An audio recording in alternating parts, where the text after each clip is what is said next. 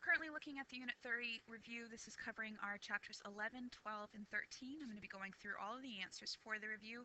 Please make note if you have any issues so that we can talk about them in class.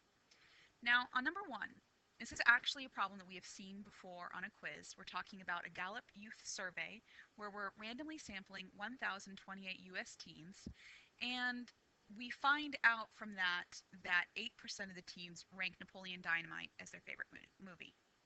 Now, obviously the population of interest here is the U.S. teens, so we know for a fact that that first one here is correct.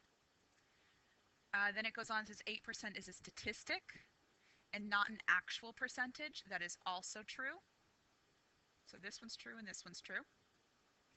The sampling design should provide a reasonably accurate estimation of the actual percentage of all U.S. teens. Believe it or not, we had some issues with this in class, but that is true. And the reason why this one is true is because that number, 1,028, is such a large number. Okay, remember, it's not about what proportion you are of the population, but that the actual answer itself, that the number itself that we're dealing with here is significantly large enough. So the answer to number 1 is E. Okay. Now, on number 2. Number 2 is talking about a district randomly deciding to test high school for ADD. 3 high schools in the district, each grades 9 through 12. Board pools all of the students together and randomly samples 250 students. Now, with this one, this is a simple random sample. Even though they talk about different breakdowns we could have, each student here is equally likely to be chosen because it is randomly sampled. Okay, so that is why the answer on number 2 is B.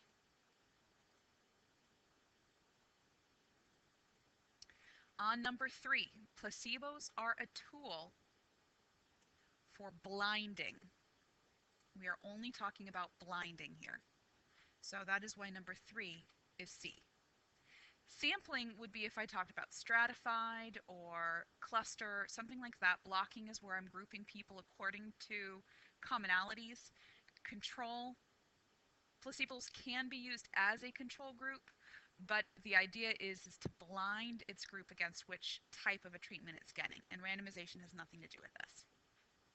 On number 4, diagnosed with thyroid problems that have been diagnosed in the past, a researcher identifies the puppies and then keeps records for several years to see if developed thyroid problems. This is when you identify your sample and then watch to see what happens. This is a prospective study. Okay, so that answer is C. If you identify and then observe, that is prospective. Rather than looking back at past data, that is retrospective. On number 5, another problem that you have seen before.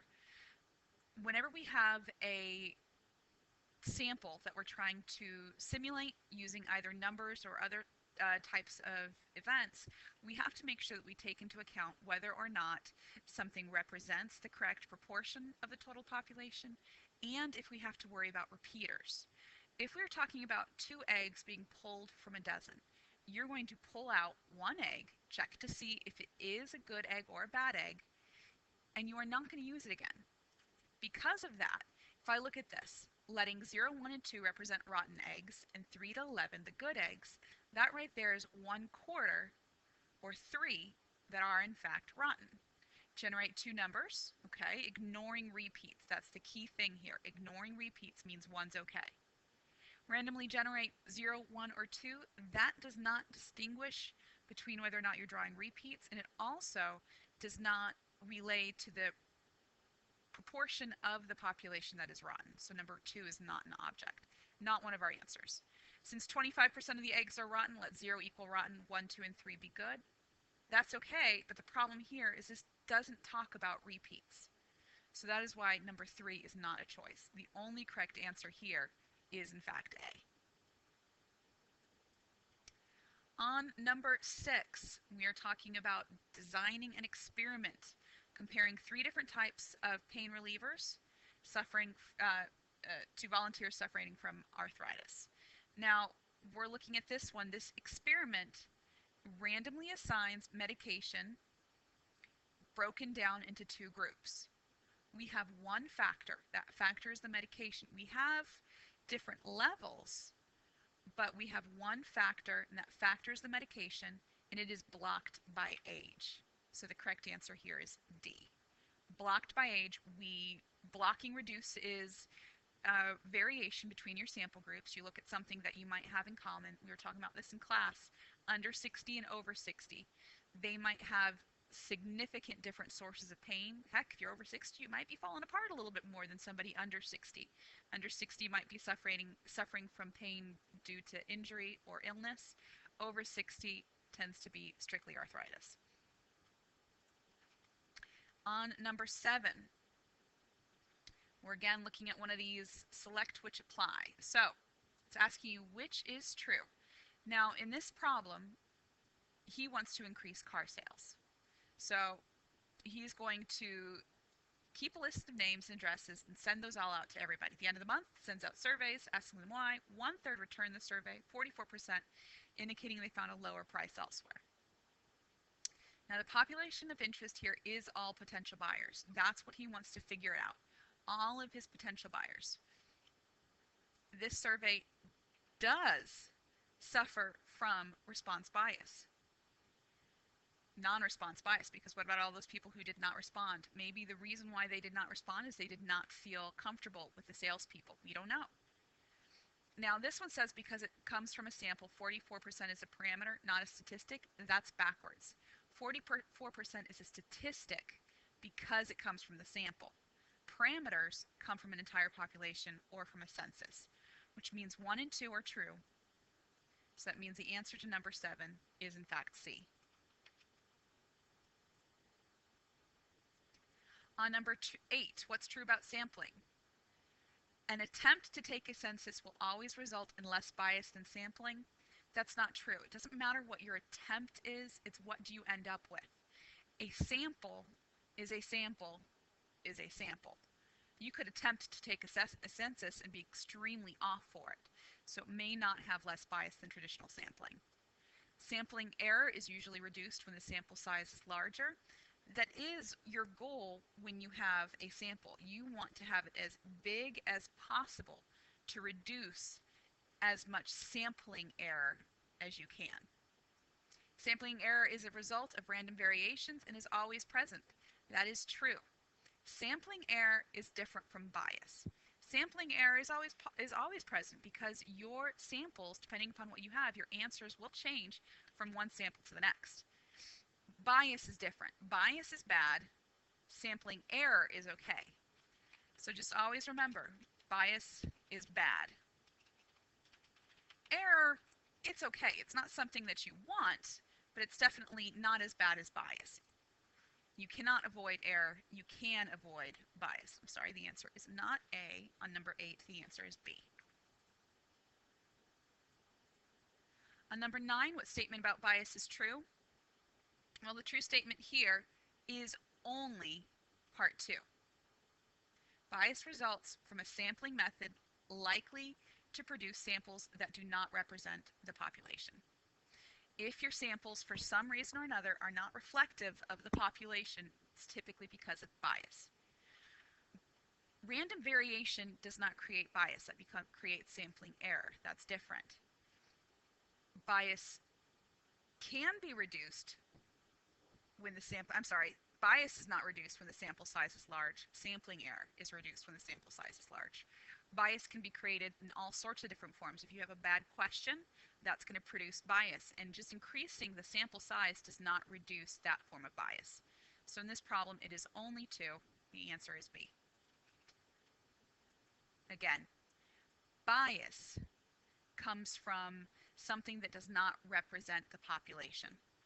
Error comes from random variation. Error comes when you have a small sample size. Error can be avoided. Error can be minimized. Bias needs to be avoided. Number 10, oh, buddy, you better get this one right. Important in designing a good experiment: randomize, control, replicate. All 3.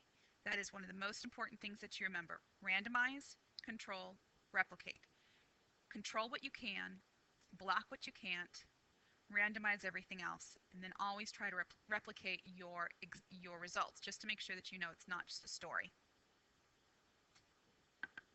On number 11, the answer to number 11 is E. The reason why the answer is E is because what they're doing here is they're starting with the battery, then they take that battery outside and they test just the Sears brand. I'm sorry, the Sears brand is just, Sears is inside. And then they test a whole separate set outside, whole different condition with, Napa Auto Parts. So if you go from taking two completely separate cases, two different conditions, two different stores, these are going to confound each other. You don't know if the battery is not starting because it's outside or because it's Napa. I will tell you the inside one should start better no matter what brand it's from. So you've got to be careful. The temperature is confounded by the brand. You don't know which one has a greater effect. Should have tested more temperatures? Well, if you were testing each brand at the different temperatures, that'd be different. Should have tested other brands of batteries? Only if you test them under the same conditions. This would have made for a very good matched pairs design. Taking the Sears battery, testing one inside and one outside. The Napa battery, one inside, one outside. Matched pairs would have helped you eliminate this confounding. On number 12, the answer to number 12 is C. Because what you're starting with here is you are starting with your pets. And then from your pets, you're going to break them up into two different categories. You're going to have dogs and you're going to have cats. Because you're not going to compare effectiveness of one treatment between the two. Those are extremely different groups. The idea of blocking is done to minimize variation within a group. So you're going to have dogs and cats, and you're going to try with and without collars for both. Okay, so dogs and cats, each of them once without, once with. So this would be your blocking. And please, if you were to state this, you have to write blocking between here, random assignment B between here, and then you're only comparing this outcome and you're only comparing your outcomes by that. But this is a randomized block, blocked by species. All right, let's just run through number 13. A is 8, because 8 is voluntary response, asking people to call the representatives. Anytime you ask somebody to do something, they're not required, that's a voluntary response. Part B is number 2, because that's convenience. They're only going to survey whoever their neighbors, their friends, and their coworkers are. They're going to go for the easiest way possible. Part C is 5. Randomly pick, each voter is assigned a number, selecting 400 of them using a random number table. That is your simple random sample. E is 6. Randomly picking 50 voters from each election district. That is stratifying. You are picking from each strata. Call the 500th person. Well, that's systematic. Randomly pick several city blocks and then pick 10 residents from within each block. That is going to be your multi-stage. The reason why this one's multi-stage is because you're picking blocks. That's a first thing. So that could be considered a cluster. And then within each cluster, you are picking a simple random sample or a convenient sample. 2 steps, multi-stage. Whereas H is randomly select several city blocks and interviewing everybody on that block. You are getting everybody within that cluster, so that is 1, but you might not be hitting all of your different clusters. All right, for number 14, our experimental units. Let me change my font, this is going to be way too huge. Experimental units are going to be our candy packages. Because what we're looking at is we're trying to figure out what affects the sales of the candy, and we're looking specifically at the candy's packaging. How many factors are there? And whenever I ask you how many factors are there, please take the step to not just say the number, but actually list what they are. The factors in this case are the color and the type of packaging that it's in. Box, bag, roll. Now, what we can do is we can multiply. We have 3 options here. There are 3 options for the second one. That means that there are a total of 9 treatments. And the response variable, what we're trying to measure here, is the sales of the candy. Or if you wanted to talk about the effectiveness of it, of the packaging. Oops, a little bit too big. Ooh, hello, Spinny. Look, that's fun. Effectiveness of the packaging, the sales of candy, that's what we're measuring in this case. But again, if we have 3 options here and 3 options here, 3 times 3 is 9, because I could do a white package box, a white bag, a white roll. That's 3. A green box, a green bag, a green roll, 3 more. Silver box, silver bag, and a silver roll. Total of 9 options, 9 treatments. Now, number 15. 15, what they're asking you to do is to design an appropriate experiment. That's going to be actually making your breakdown. When you talk about this, what you have to talk about is what you start with. Block by break or fractures. If you wanted to label that injury, that's fine, and then we would break it off by blocks. Make sure you tell me how many is in each. 18 bone breaks, 30 bone fractures. You must state random assignment after that, and then list the 2 different options. Now, when things are blocked, you are only comparing within that block. So you're not going to do just one comparing healing time and then all the sentences coming together. This is, you're blocking and comparing healing time here. And you're comparing healing time here as well. Now, as it's not listed, you might want to go through this and state that the experimental units is going to be the children who have broken bones. Your factors are going to be cast or a cast and bone builder. You might want to list that some of your confounding variables are whether or not it's with bone breaks or with bone fractures. So you might want to go through and list that, but you also have to state that you are comparing your response variable, which is healing time. All right, number 16. This is from our chapter 11, where you have to make sure that you list and describe everything that we're doing here for my random sampling. You want to start with assigning each student in the district. You could either say it from 000 to 24,900. You could have gone from 0001 to 2,500. Doesn't matter. You could have either stated to use a calculator or a random number table to select 200 numbers. Throw away any repeating numbers.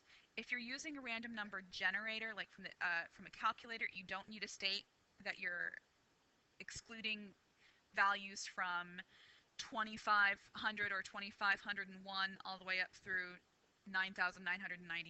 If you're using a calculator, you don't need to state that. If you're stating using a number table, you do. You do have to specify, throw away any repeating numbers. And students responding to each number would be selected, and then you're only going to select the first 200 non-repeating numbers. If a stratified random sampling procedure is used, there's a lot of different things that you could go here. Because we're talking about such big groups, I would stratify by grade level, and I mean by what school it goes to, elementary, middle, or high school. You might want to break it down even further into grades like kindergarten through 12th grade, but I personally think elementary, middle, and high would probably be nice enough stratas, simply because kids at different levels have different opinions in food. You're probably not going to find many kindergartners who like sushi, but you might find a high schooler who does. And similarly, you might have little kids who still like mushy plain food, whereas high schoolers want a little bit more variation in it. So we're looking at stratifying by some form of a grade level, either actual school level or grade levels themselves, and then you also might want to explain why. One statistical advantage of using a stratified random sample is an SRS. Remember, every single sample is equally likely to be selected, and that means it's possible for you to select a sample that has nothing but 12th graders in it. It's not going to be very representative. If we stratify, that's going to ensure that you choose students from each grade level and that everybody is in fact represented. Okay? other good reasons for that, but that is the high point there. Here's another problem that we have done before, how you would use random numbers to conduct this simulation. The big thing is here, making sure that your proportions match the situation that you're given. So for this problem, for part A, I would use the digits 0 to 24, double 0 to 24, or 1 to 25. That's going to be an M because it said that you had 25% of your letters showed an M, 10% showed the and symbol, so I'm going to say 25 to 34, or 26 to 35 is the and symbol, and everything else, either 35 through 99 or 36 through 99 and double 0 would be try again. And you have to specify that you're going to use the random number table, and get the digits 2 at a time. You must specify that because the number 1 is different than the number 1, 2. And record each number, under each number, whether it's an M or an and or a try again. Stop if you have 2 M's and 1 N. You must specify when to stop, otherwise we could go on and on forever. Count how many numbers there were, which would represent how many bags the customer would have to buy, the consumer would have to buy. All right, so if I actually look at this, and I want to go through and figure out what the heck is going on. Let's see here. 69 is an X. 7 is an M. 49, nothing. Try again. 19 is an M. 76, ain't no thing. 33, there's my and symbol. So if I count out how many that is, that's 1, 2, 3, 4, 5, 6.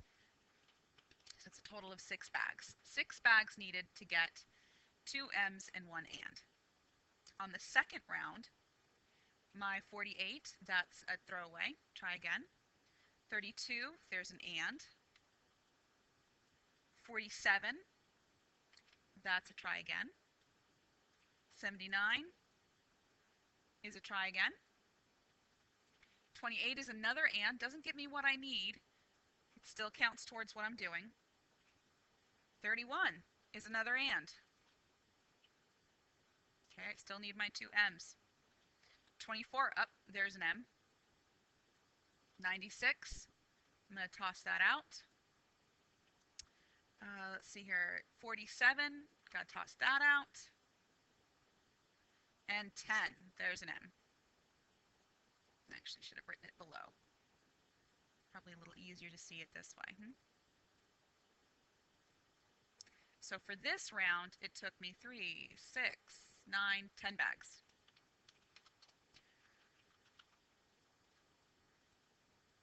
So I can put all of this information together to make a conclusion. Excuse me.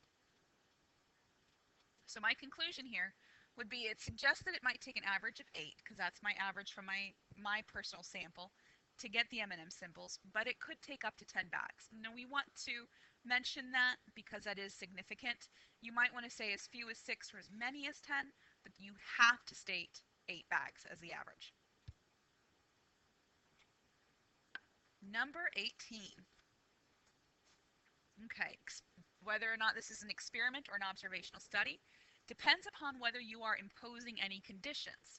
Well, in this case, you're actually making some people drink grape juice. You're imposing that upon them, which makes it an experiment. Not statistically significant. It says the differences in changes in blood pressure between groups was not statistically significant. That goes back towards if I were to do a completely random trial, and if I were to do it using random numbers and see what a purely random, no effect would have on this, the answers that I would get from it compared to the answers that I would get from my experiment, they're not much different. There's very little variation. The differences among blood pressures varied the same as it would by chance. So if I were to have a control group, the measurement of response that I would have there and the measurement of response I would have from the grape juice would not be much different. It might be a little lower, it might be a little higher, but it's fairly similar. And the reason why we assign subjects to groups is to equalize the effects of unknown or uncontrollable sources of variation. Remember, control what you can. Block what you can't control. I cannot control all sorts of things. And in this case, I cannot control smokers versus non-smokers. There is a huge difference in the health and blood pressure of smokers and non-smokers. Block what you can't control. It says since everybody's blood pressure was measured at the beginning and at the end, it says, okay, explain why the researchers bothered to include the control group. It doesn't matter when you record um, measurements. You've got to understand that things such as the time of the year, the week, weather even has a effect on blood pressure. Moods, whether or not they're going through different levels of stress. So it's always good to have a control, even if you measure something before and after. The researchers probably studied only non-smokers so that you don't get blood pressure in smokers to be confounded with the grape juice. Confounding causes confusion. So blood pressure from smokers is probably higher. So we don't know if the change in blood pressure would be due to smoking or the grape juice. Did they have too many cigarettes that day or not enough? Now, if they were to do this using both smokers and non-smokers, I would recommend blocking. Now, this is not random. This is blocking smokers and non-smokers, and this is just my recommendation. And then within each block, do a random assignment for grape juice or not grape juice. See, for each block. And then within the blocks, compare the results, but not between the blocks. And again, you would want to repeat this process for each of them. You'd want to compare the changes for each of them. And finally, please understand you will have material from Unit 1. This is our probability stuff. If the can claims to have 12 ounces of soda, which percent of cans are underfilled? Well, you're going to do your z-score equals your data minus the average divided by the standard deviation. So I get a z-score of -2. And if we're looking at underfilled, then I would go in my calculator. I would do normal CDF from -99 to -2. Because you're trying to find the percent. When they give you a z-score and you're trying to find the percent, you use normal CDF. Now, if a can is found to have 12.3, again, you're going to do the same thing. You're going to do 12.3 minus 12.1. Divide it by the standard deviation, you get 4. That means your z-score is 4. Now, anything with a z-score of 4, that means you're 4 standard deviations above the mean. That means you're going to have a very small percentage of people that actually have that amount of soda or have more. So I would expect that to be an outlier, something that's not an expected answer. And you could go through and you could do the normal CDF from -99 to +4 and see what percentage of this, what percent you're in, or to go from 4 to +99. Now, number 20, R&D Books reports they sold an average of 640 books. All of that information together, you again go through and you do your z-score formula, value minus average divided by standard deviation, you get 1.5. The z-score of the highest number of books being 1.5 corresponds to having 6.7% of the data above that value. That's the highest value. It would mean the data is not approximately normal. Okay? All right, guys. Sorry for the announcements interruption, but I hope this helps you out. Please keep track of any questions that you might have, and we'll go over them together in class. Bye-bye.